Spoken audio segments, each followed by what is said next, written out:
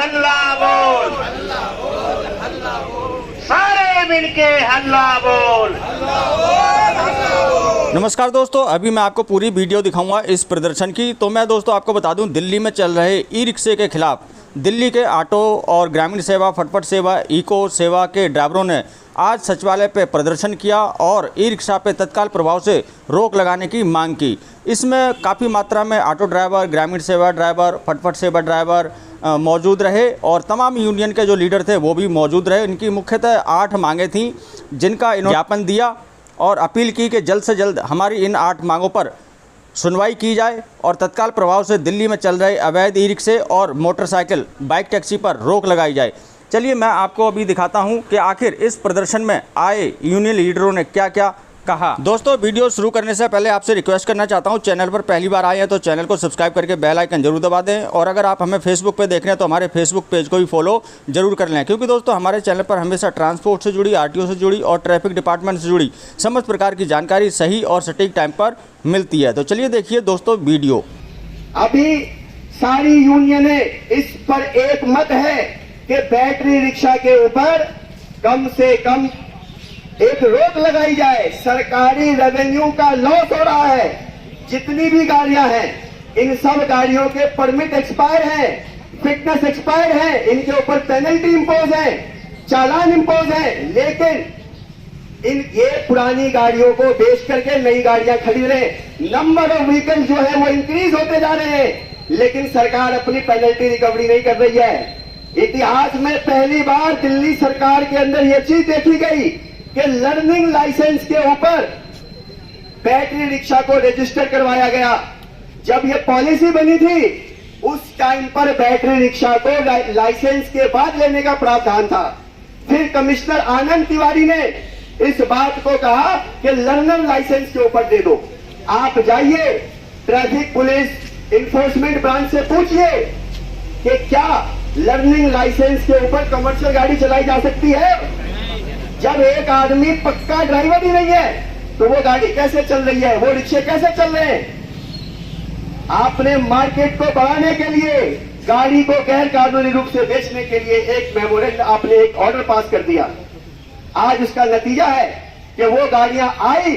आप 2015 के बाद से जोनल अथॉरिटियों में जाकर पता करें कि कितने लर्नर लाइसेंस बने और कितने उसमें परमानेंट किए गए। 50% का रेशियो है कि लोगों ने लर्नर लाइसेंस लिए, उसके बाद कभी अपना लाइसेंस परमानेंट कराने नहीं गए।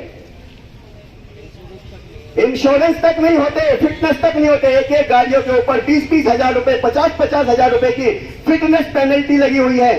इसलिए यूनियनों ने, संगठनों ने इस बात को रखते हुए मेमोरेंडम दिया है आप लोगों की तरफ से। तुरंत इनके ऊपर कार्रवाई करने के लिए मांग की है और कहा है कि दिल्ली सरकार, ये अभी एक प्रोटेस्ट छोटा सा किया गया है जो एक सांकेतिक चीज है। इसका संकेत दिया गया है आपको कि आप जल्द से जल्द इसके ऊपर कार्रवाई करें। जल्द से जल्द इसके ऊपर आप कार्रवाई करके कोई निर्णय लें, अन्यथा ये लड़ाई और आगे बढ़ने जा रही है। इसलिए सभी साथियों को रोजगार बचाना, जब रोजगार ही नहीं रहेगा तो क्या करोगे। हम कह रहे हैं कि हम जो गाड़ियां चला रहे, क्या गैर कानूनी चला रहे हैं? नहीं चला रहे ना, गैर कानूनी नियम के अनुसार चला रहे हैं। तो फिर हमारे बीच में आपने इतना तगड़ा कंपटीशन क्यों पैदा किया, इतना बड़ा कंपटीशन क्यों पैदा किया? हमारे पास एक लिमिटेड एरिया का परमिट है। दिल्ली कितनी बड़ी है? 1500 किलोमीटर की दिल्ली है, 1 लाख ऑटो रिक्शा है और हम दिल्ली से बाहर जा नहीं सकते। गाजियाबाद जाएंगे तो हमारा चालान होगा। ऐप बेस्ड कंपनियां चंडीगढ़ से आकर लाकर गाड़ियां, पंजाब से लाकर, हरियाणा से लाकर के दिल्ली में लॉन्ग रूट की गाड़ियां लेकर आते हैं, यहां चलाते हैं और फिर वापस लेके सवारी चले जाते हैं। हम क्या करें यहां पर? हम भूखे मरे? क्यों नहीं है? रूल है। ऑल इंडिया टूरिस्ट टैक्सी के तहत में 200 किलोमीटर से नीचे का पैसेंजर उठाना मना है और ये चालान करते हैं जब इनको मन में आता है, तब ये करते हैं, लेकिन ये उस समय नहीं करते जब आप इनकी मांग करते हैं। इसी प्रकार से साथियों, हमारे साथियों ने मांगे रखी है immediate action on illegal operation of bike, car attach in Rapido, Ola and Uber. तुरंत जो गैर कानूनी रूप से चल रही ओला उबर के अंदर कारें और बाइकें हैं, इस पे काम किया जाए।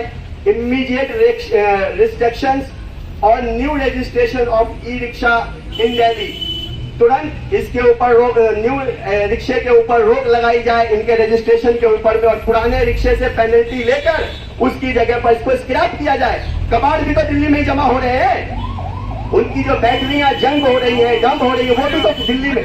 दिल्ली पॉल्यूशन से पीड़ित है, उसके बावजूद भी हमारे पास में कबाड़ का ढेर डाला जाता है। फिर ड्राइवरों के ऊपर, सड़कें तो हम ही चलते हैं सड़कों पे 24 घंटे, एक चालक 12 घंटे तक सड़क पे रहता है। 12 घंटे में कितना पॉल्यूशन कंज्यूम करता है अपने अंदर। आज हमारा हर एक चालक थायराइड का, शुगर का, बीपी का, मसल पेन का मरीज बना हुआ है, इसलिए कि आधे से ज्यादा रोल इसके अंदर पॉल्यूशन का है। क्योंकि हमारी गाड़ी तो ओपन है, 24 घंटे हम पॉल्यूशन खाते रहते हैं। दिल्ली के अंदर में एक पुलिस वाले और एक ऑटो रिक्शा और ड्राइवर, ये 12-12 घंटे की सड़कों पे ड्यूटी देते हैं, 24-24 घंटों की ड्यूटी देते हैं। सबसे ज्यादा पॉल्यूशन इन्हीं को झेलना पड़ता है। दोस्तों, तीसरी मांग इन्होंने रखी है, immediate action on corruption in auto rickshaw unit Rajpura road. इस पे एक प्रकाश डालना चाहता हूं। आपको पता होना चाहिए कि बस के ऊपर बहुत सारे प्रचार लगे, बहुत सारा सरकारी पैसा खर्चा हुआ, और माननीय मंत्री जी का चेहरा भी खूब चमकाया गया कि हमने फेसलेस कर दिया दिल्ली को, हमने दिल्ली के ट्रांसपोर्टेशन को फेसलेस कर दिया। कोर्टों के अंदर एफिडेविट डालकर बताया गया कि दिल्ली फेसलेस हो चुकी है। सभी प्रकार के काम को कंप्यूटराइज कर दिया गया। आप लोग बताइए कि कंप्यूटराइज तो हो गया, लेकिन क्या कंप्यूटराइजेशन का फायदा मिला आपको? क्या आप अगर अपनी फीस काट के रख देते हैं तो अपने आप आपकी आरसी आपके घर आ जाती है? क्या आपने अपनी परमिट की फीस काट के रख दी तो परमिट आपके पास बन के आ जाता है? क्या आपको अपनी गाड़ी स्क्रैप करानी है, नई गाड़ी उसके आधार पर लानी है, तो क्या आपने नो ड्यू सर्टिफिकेट का 0 की फीस काट के रख दी तो आपके पास नो ड्यू सर्टिफिकेट आ जाता है? मैं कहता हूं ये फेसलेस किसके लिए? ये फेसलेस एक ऑर्गेनाइज करप्शन को करने के लिए है। ऑर्गेनाइज तरीके से करप्शन कैसे किया जाएगा? चालकों को कंप्यूटर की कोई जानकारी नहीं है, वो स्टीयरिंग संभालेगा या कंप्यूटर का कीबोर्ड संभालेगा, माउस संभालेगा, वो क्या संभालेगा? इसको ऑर्गेनाइज तरीके से किया गया है। इसलिए ये बहुत जरूरी है कि अगर आपने फेसलेस किया है तो इस फेसलेस का फायदा चालकों तक डायरेक्ट पहुंचना चाहिए, और अगर नहीं तो इस फेसलेस को तत्काल प्रभाव से जल्द इसको वापस लिया जाए और मैनुअल तरीके से काम किया जाए।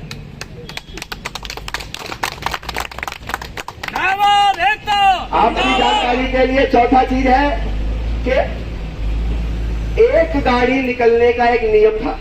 एक रिक्शा, एक ऑटो रिक्शा एक आदमी के नाम का नियम है ना। इन्होंने रातों रात पॉलिसी में चेंज करके क्या किया?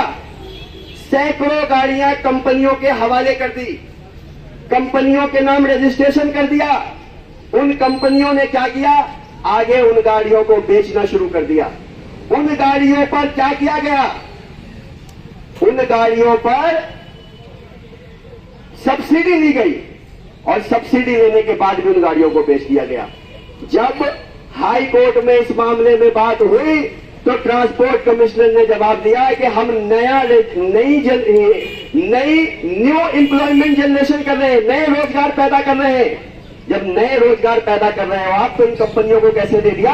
आज कंपनियों की गाड़ियां, हमारे चालक यहां बैठे होंगे, हजारों की संख्या में चालक होंगे जो कहते होंगे कि 600 रुपए पे, 550 रुपए पे और 650 रुपए पे वो गाड़ियां चलाते हैं आज ई ऑटो।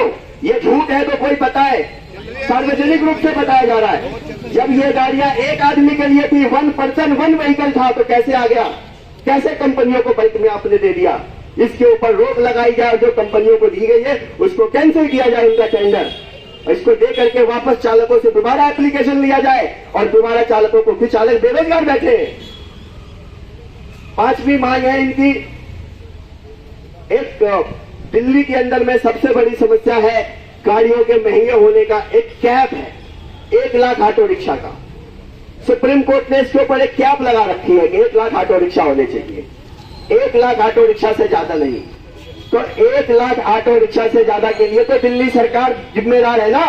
दिल्ली सरकार जब जा रही है तो क्यों नहीं कह रही है कि इलेक्ट्रिक ऑटो कामयाब नहीं हुए, सीएनजी में परमिट जारी किया जाए, 10,000, 20,000, 25,000 जितने भी रिक्वायरमेंट लगती है कि शहर के हिसाब से, इसकी मांग दिल्ली सरकार करे। इलेक्ट्रिक ऑटो के नाम पर क्यों इतना बड़ा भ्रष्टाचार हो रहा है, इसकी भी एक जांच होनी चाहिए। और भी इसी प्रकार से बहुत सारी चीजें हैं कि फिटनेस सर्टिफिकेट जारी करने के लिए जोनों के अंदर में काम किया जाए कि ताकि लोगों को, अब बदरपुर वाले को बुराड़ी अथॉरिटी आना है 50 किलोमीटर, टीकड़ी बॉर्डर वाले को बुराड़ी अथॉरिटी आना है, पूरे दिन उसके दिमाग में 10 दिन से पहले उसका बीपी हाई होना शुरू हो जाता है कि गाड़ी फिटनेस करानी है। इसलिए जोनल लेवल पर अगर ये हो सकता है तो इसे किया जाए, नहीं हो सकता तो इसे एक सेंट्रलाइज जगह, किसी भी सेंट्रल जगह पर एक जगह किया जाए और वहां पर इसको सुचारू ढंग से चलाया जाए। इन्हीं सब मांगों को लेकर हमारे साथी अब ये मेमोरेंडम सरकार को देने जा रहे हैं। अब इस पर सरकार अपना क्या कार्रवाई करेगी, कैसे करेगी, इसकी सूचना आप लोगों को, हम सबको अखबारों के माध्यम से मिल जाएगी। इसी सब पर मैं अपनी बात खत्म करता हूं। सभी का सुनने के लिए धन्यवाद।